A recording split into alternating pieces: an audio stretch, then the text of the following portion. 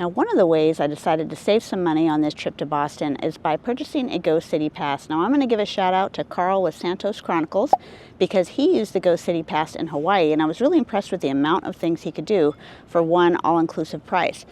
Go City has a list of attractions that you can see, and you can choose whether you want to pay one price for maybe 3 attractions or get the unlimited pass like I did. So I chose a 3-day option because it also included the historical sites that I saw in Plymouth in last week's video if you're interested in checking that out. So I was able to include that plus several attractions here in Boston for one price of $130. It also includes the hop-on, hop-off tourist bus as well as a harbor cruise, which I'm going to take this morning. So I'm up bright and early and I'm headed to the first attraction, a harbor cruise here in Boston. This harbor cruise was one of the highlights of my stay. If you're a first timer to Boston, it's a really great tour to kind of get the lay of the land. You get beautiful views of the skyline, and then they take you over to some of the historical sites as well that you can see from the water.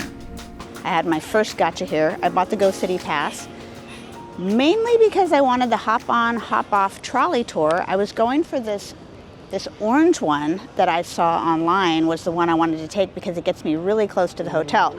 Unfortunately, with the Go City Pass, that gives you the City View trolley.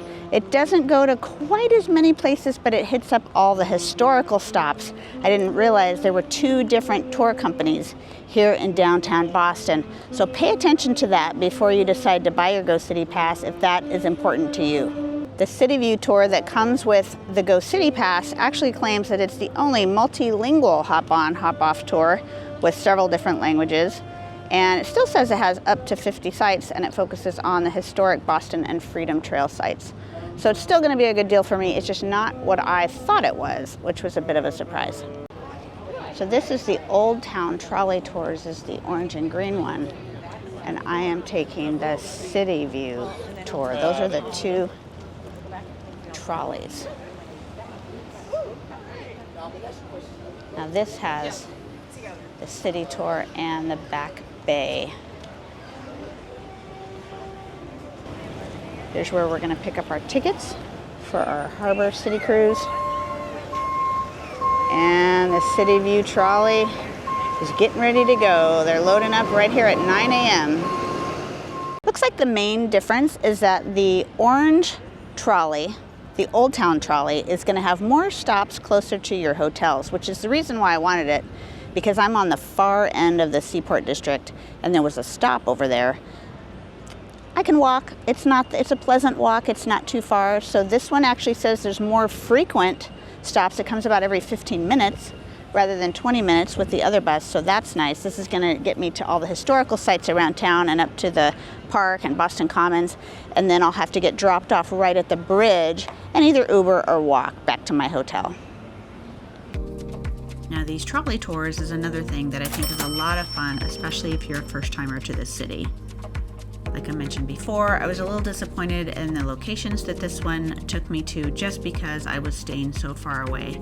Because I walked most of the historic Freedom Trail, I only rode this trolley twice. Once to take me from the harbor where my cruise was all the way to the USS Constitution. This was one of the far ends of the Freedom Trail, and I walked the Freedom Trail, and then I rode it from Boston Common to the farthest point I could get closest to my hotel. I still had to walk about a mile because I was staying in the far end of the Seaport District.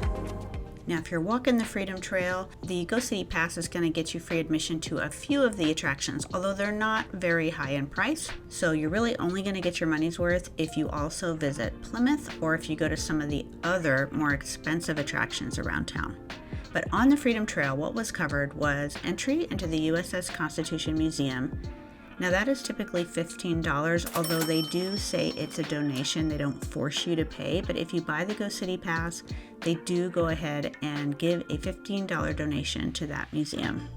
The Paul Revere House is only $6 to visit, but that is covered by your Go City Pass. And then it also covers entry into the Old State House Museum and the Old South Meeting House. That is a $15 ticket to see both of those attractions. One of the activities included in the Go City Pass for Boston are these Swan boats here in the beautiful public garden. Apparently you pedal And that's how you move around. Have fun. I don't believe I have time for that today, but I'm going to go down and see how much it would cost if you were to just buy it on your own. Okay, not bad. $4.75. About 15 minutes.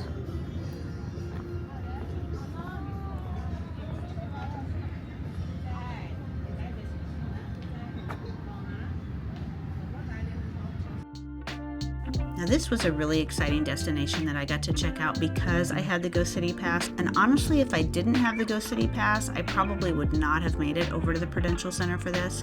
But this is a great place for an overall view of the whole city. If you like big city views from way up high, this is a great place to visit.